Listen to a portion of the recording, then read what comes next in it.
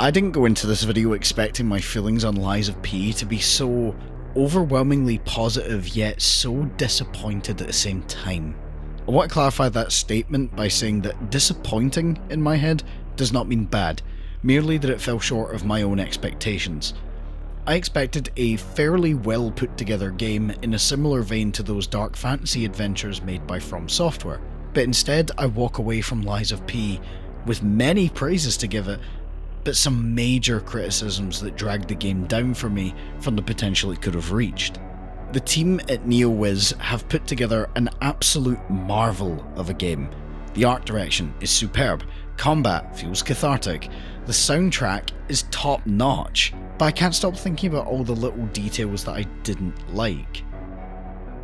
Part of the joy of playing a Souls-like is that you have the ability to craft a playstyle that feels good for your own strengths and weaknesses. Lies of P does allow this. You can play with a few different build types, but I feel like the game's designed around a particular style of play that I don't personally get on with. When I play these games, I like to build my character around strength. I generally get the biggest weapon I can that does the most damage because my reaction times are awful, and playing this way means I can do more damage in less hits, and thus not have to focus on reacting for as long. In Lies of P, I took this same approach, and the further into the game I got, the less valid it felt. When I label Lies of P a Souls-like, I'm technically wrong.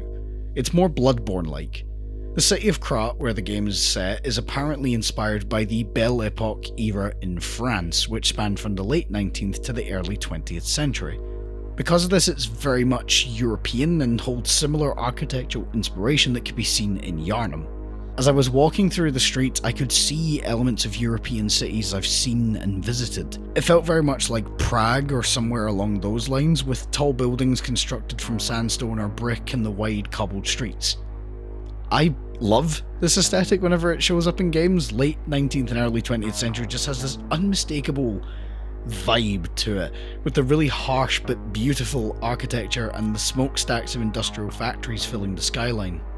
It's also more like Bloodborne when you compare the pace of Lies of P to the original Dark Souls. Rather than carefully baiting out an attack and countering with a well-timed sword swing, you're encouraged to be aggressive, to push, to stay close to your enemy rather than backing away, and funnily enough the game does this in a very similar way to how Bloodborne encouraged it. Take away shields, make you sidestep rather than roll, allow you to get health back if you block an attack by quickly following up, and introducing a deflect mechanic. These are all fantastic additions, and as someone who didn't play Bloodborne, this all felt fresh and new and revamped the experience so it didn't just feel like Dark Souls again. Getting good at deflecting is not easy, and I'm still not, but those moments when you deflect an attack are so satisfying, with the sparks flying off your sword and having it glow orange with the heat of the colliding blades. Or alternatively, dodging an attack by merely stepping out the way. It reminded me of how cool I felt playing as Virgil in DMC5. But then my issues with the combat start to peek their heads when I get ganked in the Grand Covenant by overlapping attacks that I can't even see coming, or have no time to dodge or deflect. This never feels good, and I consider it a cardinal sin in games like this. Now, multiple enemies are not normally an issue. If there's one bigger foe and a few easier grunts, then it's fine. But when the game throws 2 hard enemies and 3 mid-tier enemies at you all at once, each of which has completely different patterns and timings which are all overlapping, I think you can see what I'm getting at. This problem only seemed to be exacerbated by my build choice, where I couldn't even fight back because each swing of my sword has a long wind-up, and I can already see the comments telling me to switch weapon to something faster, but remember my point earlier? Part of the joy of playing a Souls-like is that you have the ability to craft a playstyle that feels good for your own strengths and weaknesses, and greatsword builds are my preferred way to play. And in moments like this, it felt like it wasn't considered a valid style of play, as if I was doing something wrong. The place this felt the most obvious was in certain boss fights across the back half of the game. Before I continue on this point, I want to say that I think this is possibly the best boss lineup I've ever seen in any game. I've got minimal complaints about them. They're all very well designed and memorable to fight against. I remember these in a similar way to remembering the bosses in the original Dark Souls. I love Four Kings, Ornstein and Smo, Fuoko, Romeo, even some of the mini bosses like Mad Donkey or the White Lady. They're all amazing. But the bosses where I felt my build wasn't valid were both fights against the Black Rabbit Brotherhood, and the final optional fight against the Nameless Puppet. The Black Rabbit Brotherhood fights are a great test of managing opponents who all have different tempos and timings of attacks, with one having a massive greatsword, another flipping all over the place and attacking you quickly, the third having a massive staff that flips all over the place but attacks a little slower, and the last having a more balanced standard sword. And I love being tested to deal with all these at the same time, slowly being able to chip away at them and take them out of the fight to make it a little easier. It's great. It gets a little easier by summoning the Spectre to take some aggro, but I still felt like I was adequately tested. The only problem was when their attacks would overlap and I can't get my own attack off, and I'm sorry to repeat myself for the sake of a point, but I think it's a massive failing that all builds are not accounted for. It speaks to a lack of testing of how some would want to play the game versus how the designer thinks the game should be played. The final nail in the coffin though was the last boss, which I'll come back to later as it backs up one of my other points. I want to take a break from gameplay for a little bit to talk about the story in Lies of P and how strange it is. Story's caught in a really weird space between something like The Last of Us, where the story is basically what you play the game for, and the Dark Souls approach of basic background, simple characters, and light on plot. The story is essentially retelling a version of Pinocchio, but instead of only Pinocchio himself being a puppet, puppets were mass-produced robots powered by a life force called Ergo that served humanity before slaughtering them one day. The plot hits on some familiar beats in new and interesting ways and remixes elements of the original tale to fit the new world that it's been placed in. And that's fine. I don't mind that. In fact, it's a really good idea. But then after we get the basic backstory near the beginning, the story pisses off into the background until the final 2 chapters, when it finally becomes super prominent. And even when it does become super prominent again, there are several plot threads left completely unresolved that have been set up since the opening. Like the question of who Gemini is. The game never actually answers the question it set up in the first chapter. He's just here because he was in the original story's Pinocchio's Guide, so he has to be in this retelling as well, and he doesn't add that much. He could have been cut from the game and there would have been basically no difference aside from some exposition. This is a messy way to tell a story. In fact, for most of the game I didn't even really know what was going on in the story. I was just being guided from place to place, boss to boss, with vague goals like save Vanini. Some of the smaller stories across the game actually work much better, and I'd rather talk about them since the main plot felt really half-baked. I honestly believe the game should have gone heavier on plot and really pushed for a more story-focused Souls-like. To contrast how I felt about the main plot, I really enjoyed the small story about the Red Fox and the Black Rabbit. An older sibling trying to help and protect the younger one, but without the resources to do so as effectively as they need, so they resort to robbing and lying as a way to get by.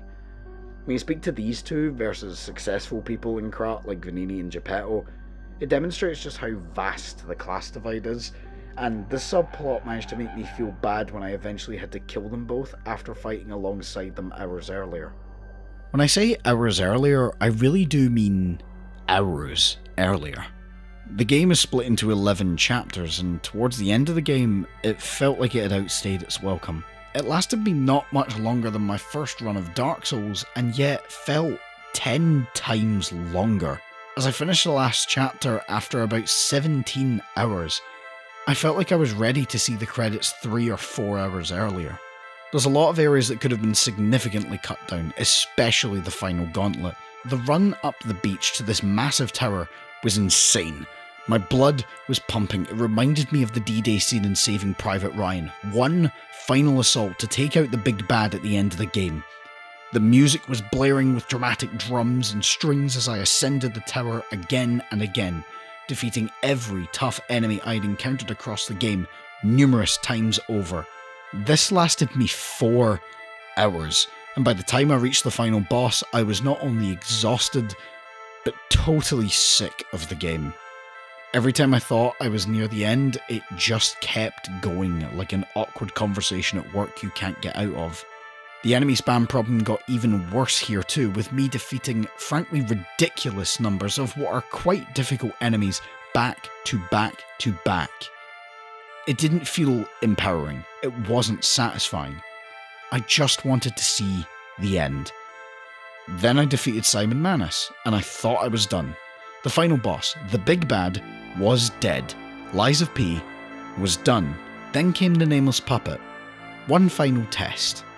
The boss then proceeded to whoop me because I had chosen a greatsword build, and this boss's moveset was relentless, with long string combos that came fast and hard, and I couldn't do much because in the time it would take me to swing my sword, his attack window would end and he'd be back on me again. I gave in. I threw in the towel and just took my ending rather than being punished at the last hurdle for the build I'd spent the whole game crafting. Could I have done things differently? Yes. The game includes a weapon assembly system where for every weapon you find in the world there is a blade and handle, and you can combine these in any configuration you want. But I wanted to use this specific sword that I had spec'd my character around using. It was my most powerful, and I got really comfortable with its moveset and timings, but once again, the game was not built for this playstyle. It was built for me to do less damage, but be faster in my attacks, and that's not how I like to play these games. I like a strength build and a greatsword, because it helps me balance out my weaknesses when it comes to reflexes and timing dodges. And this is why I'm so conflicted on Lies of P, because on one hand, it is amazing. The world design, the weapon assembly, allowing for total freedom in weapon choice. But the game's too long, too repetitive, has a real problem with enemy spam, wastes the player's time with having to constantly teleport back to the hotel to level up, something that wasn't an issue all the way back in the original Dark Souls. It's a great game, but it could be a lot better if it just had a little more time to iron out these issues. I don't like being negative like this in videos, which is why I've tried to mention all the things I think the game does well, and I genuinely do think this is a great game. I highly recommend it. But with a little asterisk next to it that says, it's a great game, if you can put up with these flaws. And I did put up with them, because I enjoyed the game. But I can't ignore the fact that I left feeling a little disappointed by the end. I might replay it at some point, that is entirely on the table. Just not in the same way that I did several runs of Dark Souls back to back. I'll come back to Lies of P, just after a bit of time away first.